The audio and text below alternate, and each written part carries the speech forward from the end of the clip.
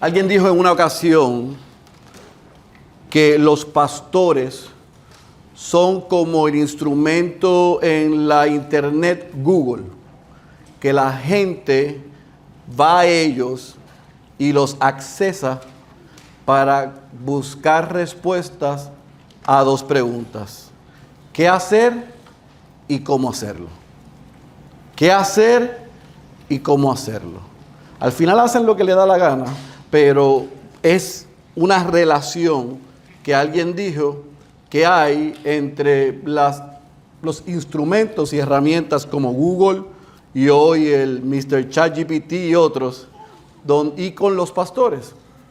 Típicamente la gente va, se acerca y accesa porque tienen dos preguntas que están buscando respuesta: ¿qué hacer y cómo hacerlo?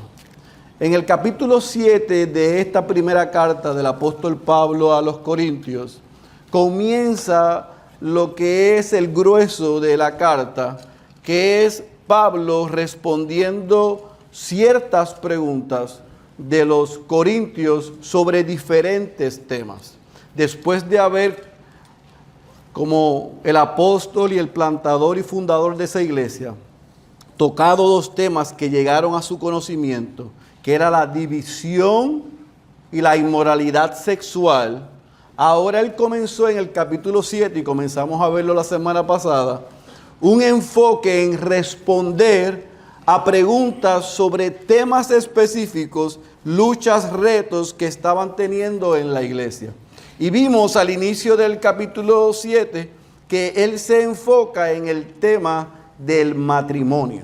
Y aunque vimos la semana pasada del versículo 1 al versículo 16, que antes de abordar el tema del matrimonio, él sí toma un tiempo para hablar de la soltería, y dijimos como argumento del pasado mensaje que la soltería y el matrimonio ambos son para glorificar a Dios y disfrutar de Él en el estado en el que estés.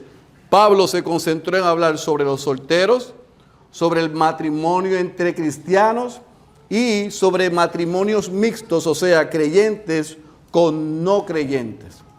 Ahora, del versículo 16 al versículo 40 que nos corresponde en esta mañana, el apóstol habla de manera un poco más general a toda la iglesia y refuerza sobre el tema del matrimonio preguntas que le hicieron ellos. Así que yo pudiese decir que el argumento central de este sermón, pero también el argumento central de todo el capítulo 7, yo quiero que lo anote si tiene su bosquejo, es que Dios nos llama a vivir en la condición en la que nos encontró. Dios nos llama a vivir en la condición que nos encontró, con devoción a Él y sin preocuparnos por las circunstancias temporales o temporeras de la vida. O sea, Dios quiere que en el estado en el que Él nos encontró, o sea, nos salvó, nosotros vivamos para glorificarle a Él, disfrutar de Él, a pesar de la situación que podamos estar pasando. Y cuando ellos le preguntaron sobre el matrimonio y sobre las relaciones, había cierto desconocimiento de algunos bebés cristianos, pero también había cierta confusión, porque habían entrado dos corrientes extrañas a la iglesia y estaban tergiversando la verdad. Por lo tanto, yo quiero probarles hoy, del versículo 16 al versículo 40, que Dios quiere, no es que nos quedemos como estamos, sino que en el lugar que estamos le sirvamos a Él con devoción, que le sirvamos a Él sin preocupación, que le sirvamos a Él enfocándonos en lo eterno. Así que hoy, cuando vamos a leer del versículo 17 al versículo 40, el tema o el título de este sermón, creo que es, de acuerdo a ese argumento, pudiésemos decir que es la tesis del sermón, es que Dios quiere que vivamos en la condición que Él nos llamó. Viviendo en la condición que Dios nos llamó. Y como dije, es del versículo 17 al versículo 40, por lo tanto es una porción bastante extensa. No la voy a leer corrido porque no quiero que se me pierdan Así que primero le voy a decir cómo yo he dividido esta porción para poder explicarla. Y la he dividido en 2 puntos porque creo que están muy claros en el texto. El primer punto es cómo nosotros podemos responder en la realidad actual que estamos. O sea, Pablo habla, número 1, sobre la realidad actual. Eso lo vemos del versículo 17 al versículo 24. Pero también vemos que Pablo retoma el tema del matrimonio, del versículo 25 al versículo 40. Así que yo creo que, aunque es mucho lo que vamos a leer, creo que lo podemos resumir en estos 2 puntos, sobre la realidad actual y sobre el matrimonio. Así que sin más preámbulos, yo le pido que vaya a su Biblia, a 1 Corintios capítulo 7, y vamos a leer primero y después desempacar del versículo 17 al versículo 24. Y escuche bien, aunque son 2 puntos y voy a dividir la lectura y la explicación, vamos a leer el versículo 17 al 24. Oramos una vez más para que el Señor me ayude, pero también nos ayude a poder ver lo que hay en este texto, que hay en el contexto de lo que estaba pasando, pero las implicaciones y aplicaciones para nosotros. Amén. 1 Corintios capítulo 7, versículo 17 al 24. Si están ahí me dicen una vez más amén. Muy bien, déjenme llegar a mí ahora y comenzamos. Fuera de esto, según el Señor ha asignado a cada uno, según Dios llamó a cada cual, así ande. Esto, subraye esta expresión, ordeno en todas las iglesias. Esta palabra es importante. Esto ordeno en todas las iglesias. ¿Fue llamado alguno ya circuncidado? Quédese circuncidado. ¿Fue llamado alguien estando incircuncidado? No se circuncide. La circuncisión nada es, y nada es la incircuncisión, sino el guardar los mandamientos de Dios. Cada uno permanezca, subraye esto, en la condición en que fue llamado. ¿Fuiste llamado siendo esclavo? No te preocupes. Aunque si puedes obtener tu libertad, prefiérelo. Porque el que fue llamado por el Señor siendo esclavo, hombre libre es del Señor. De la misma manera, el que fue llamado siendo libre, esclavo es de Cristo. Ustedes fueron comprados por precio. No se hagan esclavos de los hombres. Subraya una vez más el versículo 24 ahora. Hermanos, cada uno permanezca con Dios en la condición en que fue llamado. Vamos a orar. Padre, nos acercamos en esta hermosa mañana al trono de gracia a pedir tu asistencia, tanto para el predicador, pero también para tu iglesia. Que el predicador pueda ser claro en explicar lo que tú has dicho. Y ruega a Él que tu Espíritu traiga claridad, responda preguntas, pero también lo aplique a la vida de tu iglesia, Señor. Pero te pedimos que tu iglesia tenga todos los sentidos en tu palabra y que pueda no solamente escuchar, sino recibirla con actitud correcta, para que podamos ser edificados. Y Señor, te pedimos por aquellos que están aquí, que no son tus hijos ni tus hijas, que puedan entender y ver a través de esta porción la gran necesidad de un Salvador y Señor para vivir de la manera que tú esperas que vivamos. Esa es nuestra oración en el nombre de Jesús. Amén, amén, amén. Fíjense que en el versículo 17 al 24 le dije que subrayara en la parte baja del 17 que Pablo utiliza la expresión esto ordeno a las iglesias. Y yo quiero hacer una salvedad en esta porción. En el versículo 17 al 24 y del versículo 25 al 40 hay 2 tipos de comunicación de parte del apóstol, del pastor a los creyentes.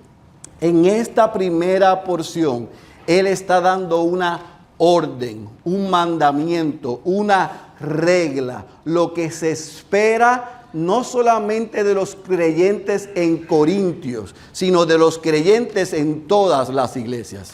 Pero el versículo 25 al versículo 40, Pablo no está dando un mandamiento, una orden, una regla. Pablo está dando un consejo y una opinión. Es importante que nosotros podamos ver a la luz de todo el capítulo 7 cómo Pablo da algunas cosas como creyentes. Así es que espera el Señor y demanda el Señor que ustedes vivan. Y en otras, y vamos a ver desde la semana que viene, hay cierto tipo de libertad que usted tiene para escoger. Y un estado no está por encima del otro, ni otro es mejor que el otro. ¿Estamos claros? Así que en esta porción que vamos a leer, Pablo está ordenando, demandando ahora de todos los creyentes que vivan de esta manera. Pero fíjese que el versículo 17 comienza con la expresión fuera de esto. En otras palabras, aunque las otras versiones no utilizan este puente, en inglés sí se usa, y obviamente en el griego, en el original, Pablo lo que está haciendo es que está hilando lo que viene diciendo sobre el último grupo que atendió, que fue ¿quiénes? Los matrimonios mixtos, creyentes con no creyentes. ¿Lo recuerdan? Cuando él terminó ahí, ahora dice y amplía a hablarle a todos los componentes de la iglesia, diciéndole, yo les ordeno, yo espero que ustedes entiendan, y en 3 ocasiones, versículo 17, versículo 20 y versículo 24, Pablo dice que Dios espera que en la condición, en el estado en que fueron salvos, ellos permanezcan. En otras palabras, hilando lo que viene diciendo, es un refuerzo a cónyuge, creyente. Si tu esposo ha consentido continuar contigo, vivir contigo, y no es un impedimento en tu relación vertical con el Señor, y está cumpliendo con lo que se espera de él o de ella, ya te dije que tú debes darle testimonio, predicarle el evangelio, pero que vea el evangelio en ti. O sea, no debes salir corriendo. No debes decir, otro estado sería mejor. Me divorcio, lo dejo, lo abandono y me caso otra vez. No. Quédate con tu cónyuge. ¿Estamos claros? Así que le está reforzando la idea, pero ahora la amplía. Y nosotros vemos que Pablo lo que hace es que fuera del matrimonio amplía a todos los componentes en la vida de la iglesia en Corinto. Y él habla del primer grupo, que es el grupo de los circuncidados y los incircuncidados. Para hacerle la vida más fácil, él habla de los judíos que eran miembros de la iglesia y los gentiles, o sea, los no judíos paganos que creyeron en el evangelio. ¿Y qué es lo que Pablo les estaba diciendo? A ambos grupos, versículo 18 y versículo 19, le está diciendo, la circuncisión no es lo que importa. Su etnia no es lo que importa. Su raza no es lo importante. Judíos, ahora que han creído en el evangelio, ahora que han sido nacidos de nuevos, ahora que el Espíritu de Dios vive en ustedes, ahora que ustedes son seguidores de Cristo, y esto lo está diciendo de manera hipotética, no se les ocurra ahora quitar la marca de la circuncisión, o sea, de lo que pasó al 8º día de nacimiento, que los hacía y los identificaba a ustedes con el pueblo, porque ahora eso no es importante. Lo que es importante es que ustedes han nacido de nuevo y son hijos de Dios y han creído en el evangelio. Así que los judíos no debían, que la iglesia en Corinto mayoritariamente era de gentiles, pero también estaba compuesto de judíos. Le estaba diciendo, judíos ahora, no se preocupen. Y yo personalmente creo, porque esta carta la he predicado 3 veces y la he estudiado bastante, que yo no creo personalmente que había tanto problema racial en esa iglesia como en otras iglesias. No creo personalmente que lo había, pero probablemente algunos utilizaban eso. Y él le estaba diciendo a ese grupo de judíos, no se preocupen por eso. Ahora no es importante de dónde ustedes vienen y la marca que tienen. Ahora lo que es importante es que ustedes son hijos de Dios. Y de dos pueblos, como le dijo a los Efesios, capítulo 2, Él ha hecho un pueblo. Así que los judíos no se preocupen por si fueron circuncidados y qué hacemos con eso ahora. Pero ahora le dicen a los gentiles, y ustedes tampoco. Porque sí había entrado un grupo medio como los que hay por ahí, para decirle a los gentiles, si ustedes son de verdad, verdaderamente el pueblo de Dios, olvídate del evangelio, sino si quieres ser parte del pueblo de Dios, la ley dice que tienen que ser, ¿qué? Circuncidados. Le dice, no, ¿qué es la circuncisión o la incircuncisión? Ahora ustedes han sido lavados por la sangre de Cristo, regenerados. Dios ha hecho un nuevo pueblo, tanto de judíos y de gentiles, y eso es lo que importa. La etnia, la cultura no es lo importante, sino la obra de Cristo en favor de ustedes, que de dos ha hecho uno. ¿Están conmigo? Así que le dice a los judíos y a los gentiles, no vayan ahora a tratar de hacer algo para ser aceptados por el otro grupo. Asegúrense en que ya descansen, en que han sido aceptos en el amado. Eso es lo más importante. Ahora, el versículo 20 al 23, él habla de otro grupo que componía la iglesia. Y en el contexto en que lo dice, porque algunos han querido hacer una teología de la liberación de estos textos, Pablo estaba diciendo, porque dentro del contexto y la realidad cultural, sí habían esclavos, o sea, habían dueños que tenían servidores, lo vemos en Efesios capítulo 6, Él está diciendo a ellos, a los esclavos, empieza con ellos, tampoco se preocupen tanto por su condición social, porque si han sido salvados en Cristo y por Cristo, ustedes son libres. Pablo no está avalando la esclavitud. ¿Estamos claros? Él no está diciendo, estoy aplaudiéndolos. Dice eso y la próxima línea dice, si puedes obtener tu libertad, hazlo. ¿Qué era lo que pasaba en el contexto? Que habían esclavos o siervos que habían nacido de nuevo, sus dueños también eran creyentes y eran gente justa. Y dentro del sistema que había, el esclavo disfrutaba de algún tipo de beneficio. Y probablemente en esa condición, aunque él tenía un amo por ser siervo y estar debajo de él se sentía que estaba cumpliendo con un deber. Pero habían otros que estaban siendo ¿qué? Abusados. Y Pablo les dice, aún en la condición que están, si están en Cristo, son libres. No está diciendo que no desearan la libertad, o sea, no ser más siervo y esclavo. Vuelvo otra vez porque es que han sacado este texto fuera de contexto.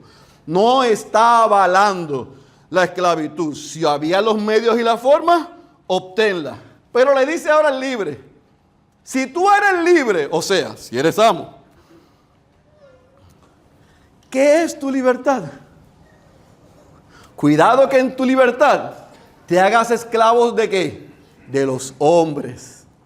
Porque se supone que seas siervo o dueño, esclavo o libre, lavado por la sangre de Cristo, ambos son libres en Cristo. ¿Se entiende? ¿Qué es lo que estaba haciendo Pablo aquí?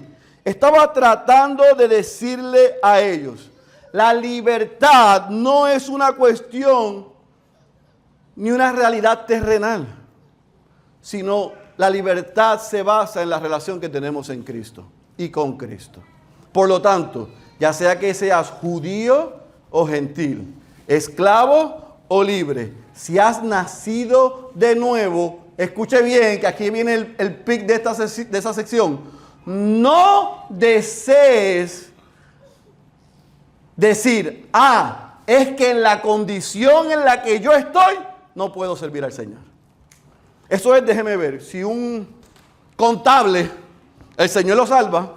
O un médico, el Señor lo salva. O un empleado de X cosas, el Señor le salva. Diga ahora, ¿sabe qué? Yo tengo que renunciar porque yo no puedo servir al Señor.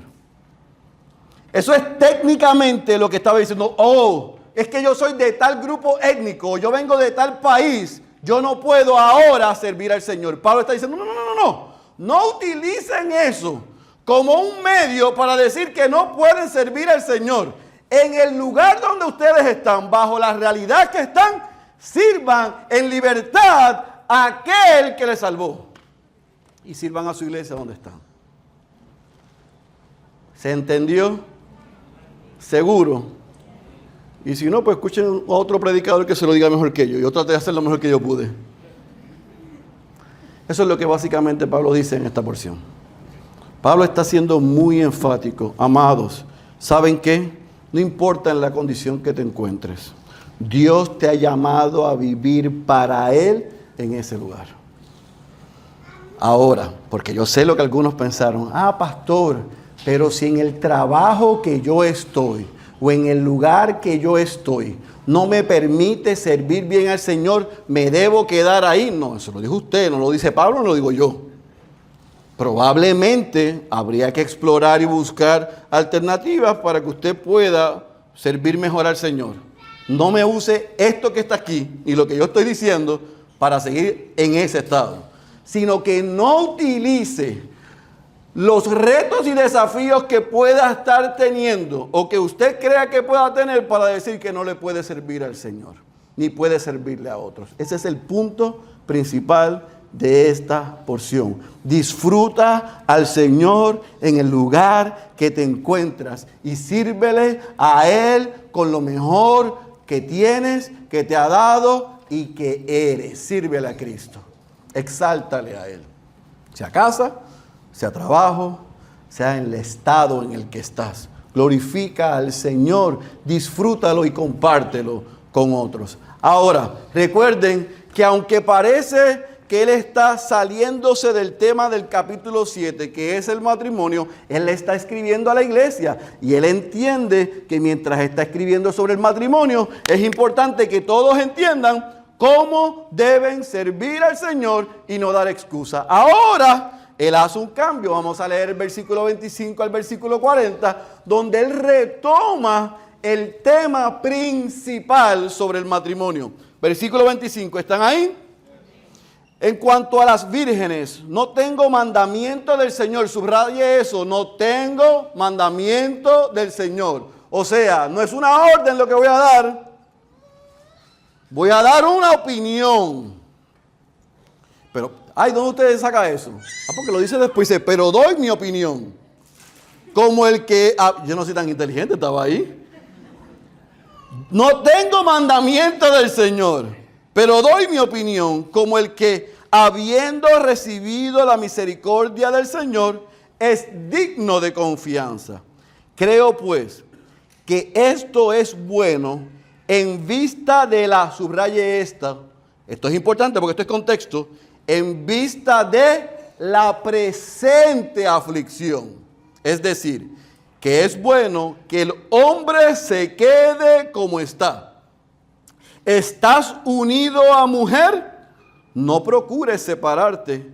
¿Estás libre de mujer? No busques mujer. Si te casas, no has pecado. Y si una virgen se casa, no ha pecado. Sin embargo, ellos tendrán problemas en esta vida y yo quiero evitárselos. Versículo 29. Pero esto digo, hermanos, el tiempo ha sido acortado, de modo que de ahora en adelante los que tienen mujer sean como si no la tuvieran, los que lloran como si no lloraran, los que se regocijan como si no se regocijaran, los que compran como si no tuvieran nada, los que aprovechan el mundo como si no lo aprovecharan plenamente, porque la apariencia de este mundo es ¿qué? Pasajera. Sin embargo, versículo 32, quiero que estén, subraye, libres de preocupación. El soltero se preocupa por las cosas del Señor, cómo puede agradar al Señor. Pero el casado se preocupa por las cosas del mundo, de cómo agradar a su mujer, y sus intereses están divididos. La mujer que no está casada y la virgen se preocupan por las cosas del Señor para ser santas, tanto en cuerpo como en espíritu. Pero la casada se preocupa por las cosas del mundo, de cómo agradar a su marido. Esto digo para su propio beneficio, no para ponerle restricción, sino para promover lo que es honesto y para asegurar su constante devoción al Señor. Versículo 36. Y si alguien cree que no está obrando correctamente, yo creo que subraye esto porque después lo voy a explicar, con respecto a su hija virgen, si ella es de edad madura y si es necesario que así se haga, que haga lo que quiera, no peca, que se case. Pero el que está firme en su corazón y sin presión alguna y tiene control sobre su propia voluntad y ha decidido en su corazón conservar virgen a su hija, bien hará. Así los dos, el que da en matrimonio a su hija virgen hace bien, y el que no la da en matrimonio hace mejor.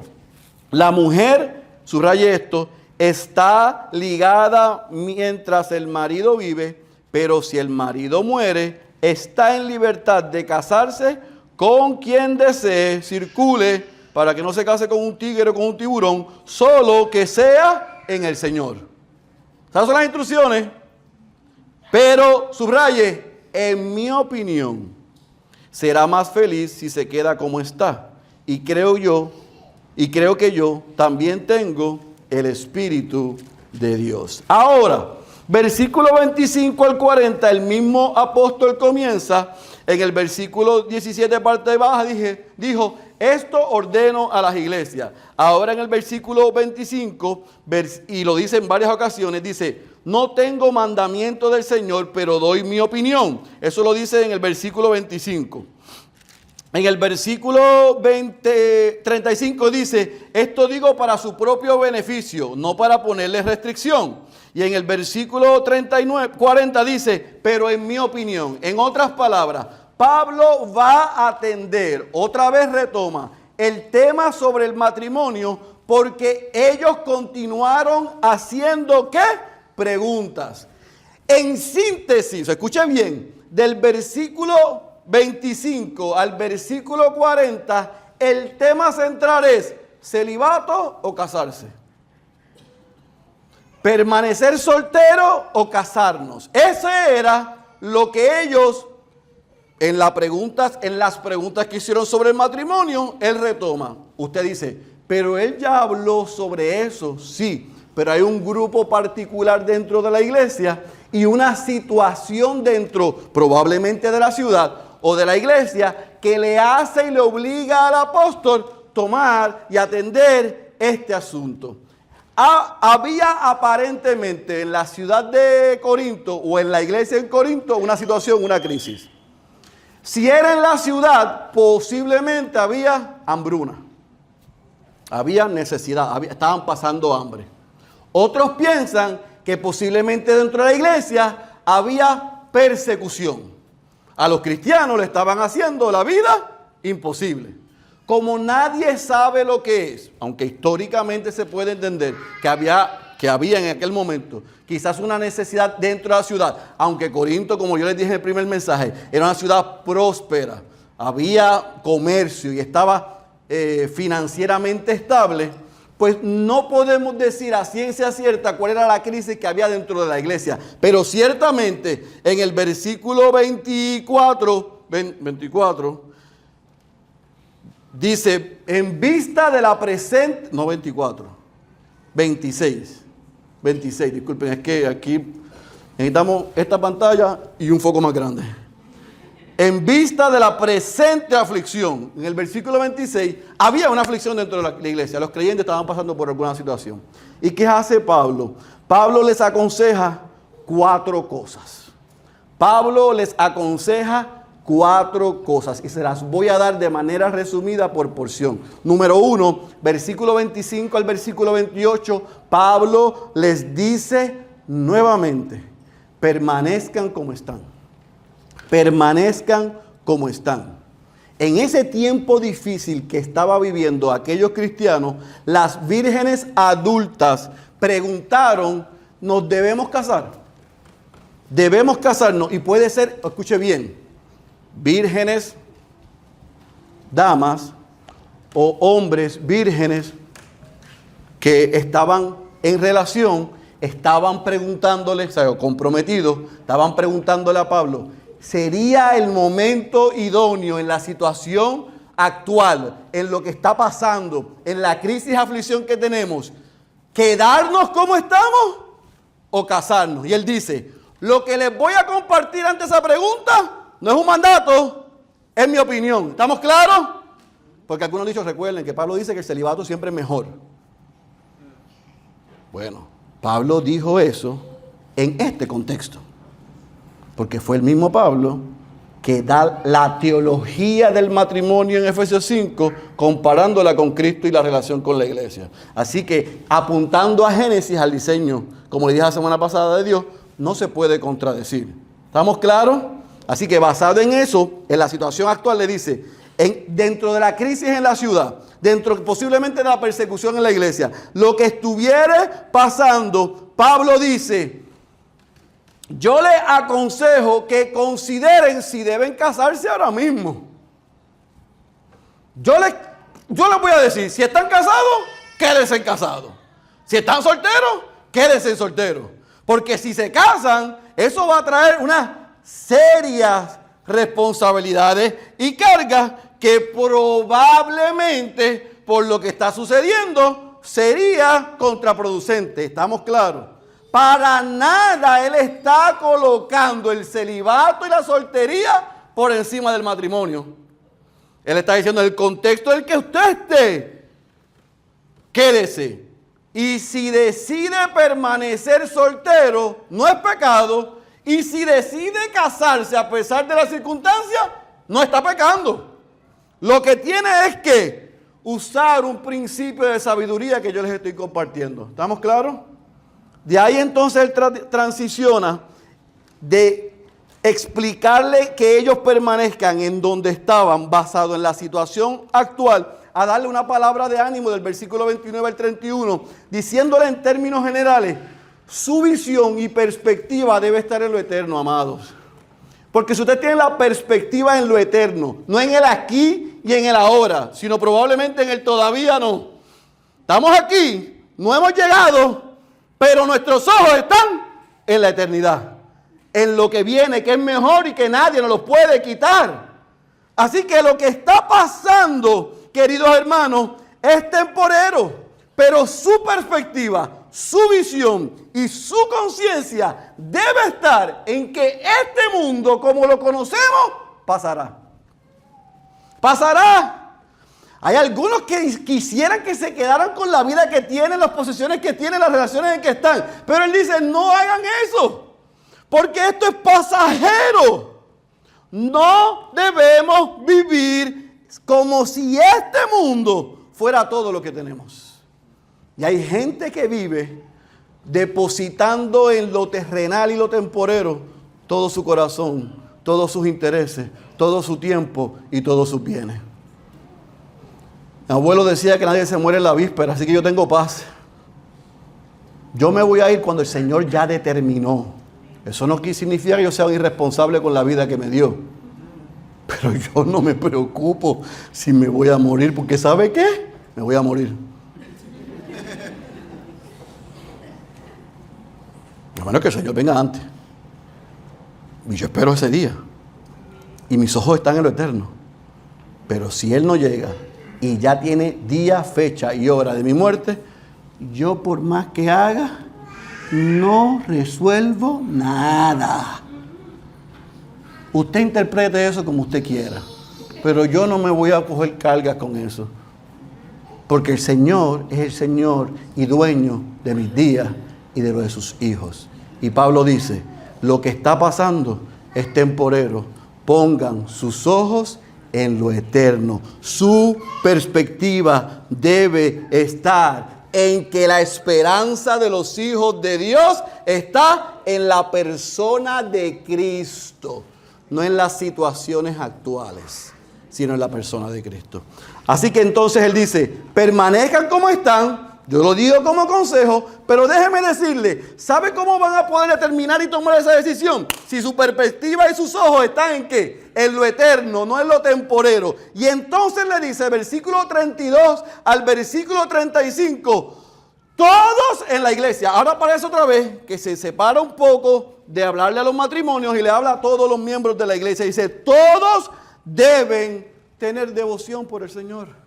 Deben vivir para agradar a Dios y no permitan que las preocupaciones terrenales los distraigan de su compromiso y entrega a Cristo.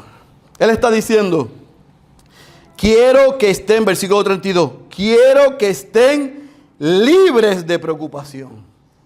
Y entonces, ¿qué hace del versículo 33 en adelante? El soltero, obviamente, otra vez, no está haciendo una teología de la soltería.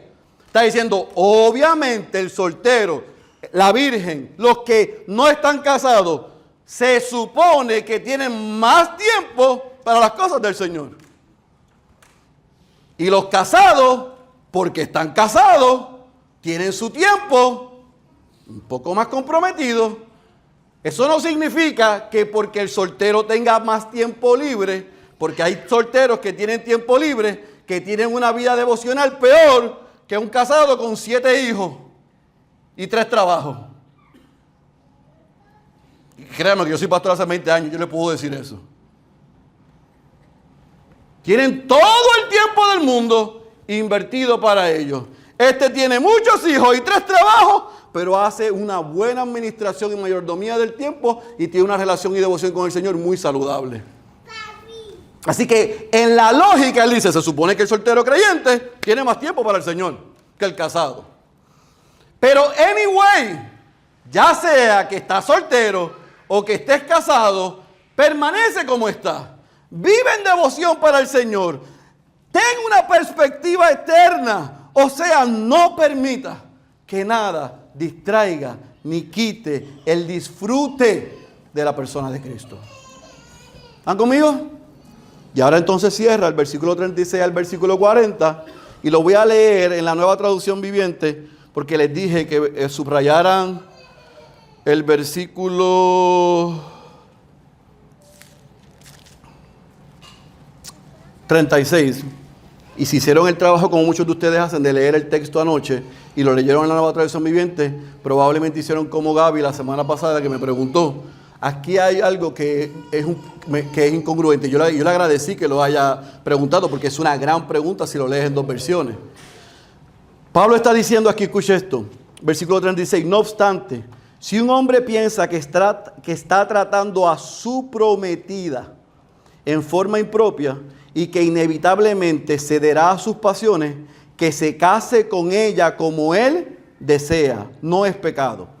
Pero si ha decidido con toda firmeza no casarse, ese es el versículo 37, y no hay urgencia y puede controlar sus pasiones, hace bien en no casarse. Así que el que se casa con su prometida, hace bien. Y el que no se casa, hace aún mejor. Una esposa está ligada a su esposo mientras el esposo vive. Si su esposo muere, ella queda libre para casarse con quien quiera. Pero solamente si ese hombre ama al Señor. Sin embargo, en mi opinión, sería mejor para ella no volver a casarse y pienso que al decirle esto, les doy consejo del Espíritu de Dios. ¿Qué es lo que Pablo está diciendo aquí? Pastor, pero la Reina Valera y la que leímos habla de un papá con una hija virgen, que si la entrega o no la entrega. Pero esta versión y otras versiones está hablando de relaciones de prometidos, o sea, se permitía en la época, principalmente en el contexto judío, y usted lo sabe por José y María, que estuviesen casados sin relaciones ¿qué? Sexuales. Pablo lo que está diciendo, y mi opinión e impresión es que como lo dice la Nueva Traducción Viviente, basado en el contexto y la realidad que él está atendiendo, yo creo que a lo que él sí se estaba refiriendo era a los grupos en la iglesia que estaban o en una relación de noviazgo de compromiso, o aquellos que se habían casado pero no habían consumido el acto sexual, basado en el contexto y la realidad de hambruna o de persecución, les dice, permanezcan como están,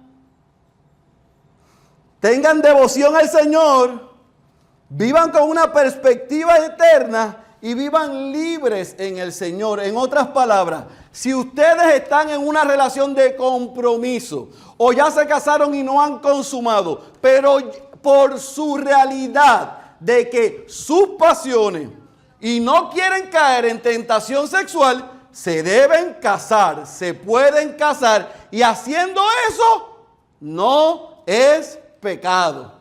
Pero me está volviendo loco. Primero dijiste la semana pasada que no debe ser por solamente pasiones que uno se debe casar. No, y te lo digo esta semana, y si me preguntan mañana te lo voy a repetir.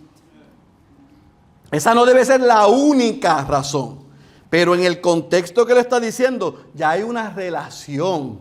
Probablemente estaban casados, no habían consumido o habían hecho un compromiso. Y basado en la realidad que había, ellos le preguntan a Pablo, si yo estoy pasando esta lucha, ya en esta relación, ¿me debo quedar pasando la lucha? Pablo le dijo, ayuna y ora, mi hermano. No, le dijo, si estás en ese momento, no hay ningún problema en que te cases. Pero, si tú crees que puedes tener dominio propio y llevar cautivo eso, pues haces bien en quedarte como estás hasta el momento que se decida casarse o, otra vez, basado en contexto, la crisis pase. Eso es todo. Él no está diciendo, hagamos una teología de la inmoralidad sexual. O digamos que todo el que esté por quemarse se debe casar por esa única exclusiva razón. No, el matrimonio es el lugar para que eso no pase, pero ya les dije que si vamos al matrimonio simplemente con esa idea, a los 2 días o 3 días nos vamos a frustrar y darnos cuenta que eso no resuelve el problema. Así que el corazón debe estar en adoración al Señor, no al sexo.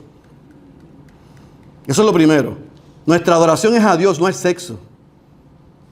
Adoramos a Dios y el lugar que Dios ha provisto para el sexo es el matrimonio. Si estás en una relación como esa, puedes casarte. Pastor, entonces, las versiones que dicen que es el papá que tiene la hija virgen, ¿qué es lo que debería hacer? Si la hija era virgen, adulto.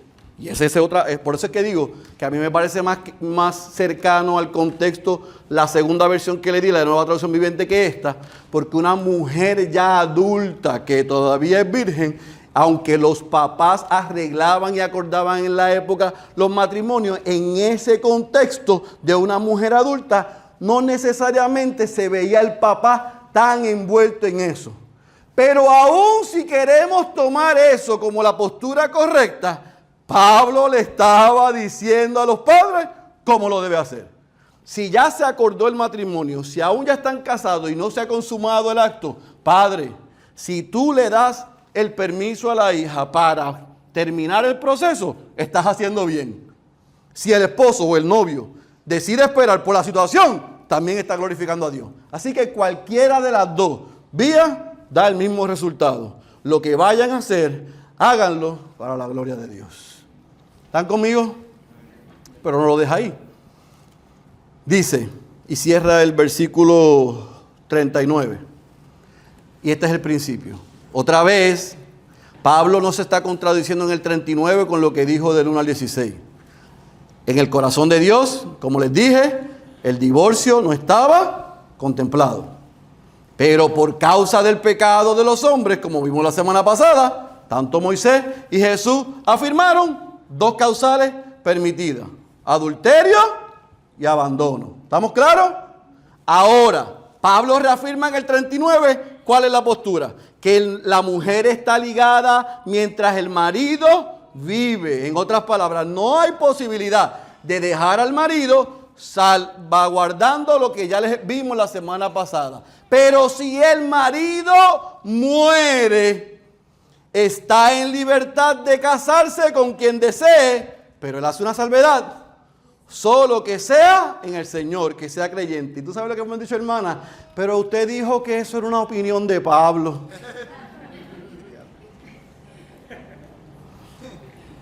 Y yo le dije, mira, mi amada hermana, Textos se contestan con textos. Y si el yugo desigual ya fue dicho, Pablo no tenía que reafirmar aquí que esto es un consejo o esto es un mandato. Se sabía que si un matrimonio creyente, uno de los cónyuges, fallece delante de los ojos de Dios, queda en libertad para rehacer su vida y casarse. Pero se asegure que ese hombre sea creyente. Mi amada, no crea que usted lo va a salvar, porque va a terminar en el fango con él. O hermano, con ella. Puede parecer una princesa, pero en la noche sale Jezabel. Puede parecer un príncipe, pero en la noche salen 7 demonios. Así que no me venga a espiritualizar esto, que yo lo convierto. Sí, usted lo convierte en su cónyuge, pero no lo va a convertir en su espíritu, porque eso es solamente una obra de Dios. Así que no se meta en aguas profundas, porque va a tener un problema. Pablo dice, no haga eso. Pero es que él dice ahí que es una opinión. Yo sigo creyendo que es una opinión. Usted crea lo que usted quiera. Si se casa con alguien que no es creyente y soy yo desigual, y esa no es mi opinión, esa es la palabra. Y eso es lo que dice la palabra. Usted no está llamada para hacer el ministerio de la reconciliación. Ese es el trabajo del Espíritu, de reconciliar a los hombres con Dios. No es el suyo. Así que apúntele a Cristo como amigo. Pero no me lo llame ni siquiera hermano si no ha nacido de nuevo, mi hermana. Y no se junte con impío para casarse, porque va a condenar su vida. Así que búsquese un tigre, un tiburón que ha nacido de nuevo. Porque a algunos les gustan los tigres, pero que haya sido nacido de nuevo. ¿Estamos? Eso es lo que Pablo dice. Pablo está diciendo, amados, asegúrate que sea creyente, porque de esa manera, esta segunda nupcia, esta segunda oportunidad, va a ser un tiempo hermoso para que glorifiquen al Señor. Y yo soy testigo de eso. Yo he visto gente que ha ministrado mi vida de manera increíble. De niño tenemos una amada familia y pareja. Él, pastor, ella, esposa de pastor. En esos matrimonios, ambos de sus cónyuges murieron igual en un accidente de tránsito. No se conocían. Años más tarde se conocieron y se casaron. Él está pastoreando y ella es la esposa. Ella puede darle consejo a las esposas de pastores 2 veces. Porque se casó con 2 pastores. Que está loca. No, perdón, eso no lo debe haber dicho. No debe haber dicho. Llegue y meditas eso cuando lo vaya a no lo editas, tú sabes. Que después eso sale por allá por Soldado de Jesucristo y coalición. 2 veces se casó con 2 pastores. Con 2 pastores. Que ha sido una bendición para mi esposa escuchar la sabiduría de una mujer de Dios que ha tenido la bendición de vivir con 2 pastores. La bendición de vivir con 2 pastores. Así que Dios ha contemplado en su diseño, pero aún por causa del pecado, que sus hijos y sus hijas, si esto sucede, puedan de este lado rehacer su vida y disfrutar el tiempo que les quede. Pero hágalo bien. Siempre la forma de Dios es mejor que la suya y la mía. Créalo. Cada vez que yo le hago la forma mía, meto la pata. Pero eso soy yo, no es usted. Yo sé eso. Yo meto la pata. Así que, amados, ¿cómo podemos tomar estos versículos y aplicarlos a nuestras vidas? ¿Cómo podemos decir qué yo puedo sacar de este corto pero poderoso, bueno, al revés, por este largo pero poderoso mensaje? Porque corto no tiene nada. Largo pero poderosa sección. Hay 3 cosas que yo creo que nos debemos llevar. Y se las comparto porque yo les dije a ustedes que 1 Corintios, de todas las epístolas, es una de mis epístolas favoritas porque es demasiado aplicativa. Pablo ama a todas las iglesias por igual. Los que no han vivido eso no lo pueden entender. Los que lo hemos vivido lo podemos entender. Ama a todas las iglesias por igual. Todas las iglesias por igual. Pero esta tiene un amor especial. Porque estaban duros, estaban difíciles y se invirtió con 4 cartas. Así que cuando él les está hablando en la dinámica de oveja y de pastor, él está haciendo su mayor esfuerzo.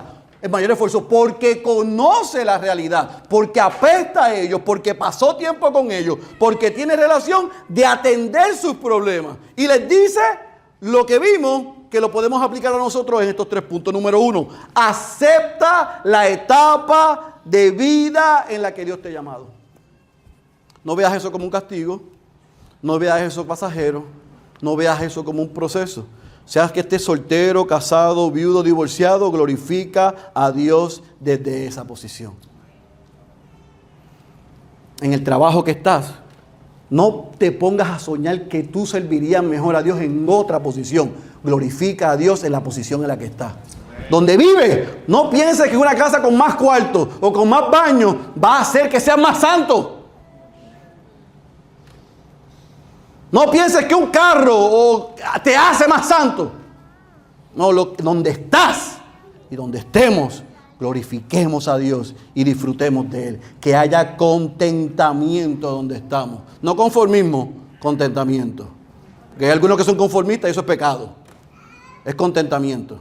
Yo puedo disfrutar donde estoy y confío en que Dios, que va delante de mí, me enseña el camino que debo andar y hacia donde me lleva. Y que yo disfruto y tengo contentamiento en la etapa que estoy. Número 2, en tiempos de prueba, de incertidumbre, de dificultad, de hambruna, de persecución, cuando parece que no pasa nada, o cuando no pasa lo que tú quieres, o cuando pasa lo que tú quieres y te sale con la tuya, lo que sea. Escúchame bien, querido hermano. Enfócate en las cosas eternas y no en las preocupaciones temporeras o temporales. Esto es perecedero. Gloria a Dios que es perecedero. Gloria a Dios que es perecedero. Llevo 3 semanas tratando de investigar qué es el dolor que tengo en el costado. Y me han hecho todos los exámenes. Y el tío de Glory descubrió lo que era. Pero si él no lo descubría, ¿sabe cuál era la buena noticia mientras caminaba yo por el hospital con Denise? Esto tiene fecha de caducación. Un día se va a acabar. Si tengo que vivir con ellos, aprendo a vivir con ellos. Y si Dios lo quita, amén. Esto es temporero.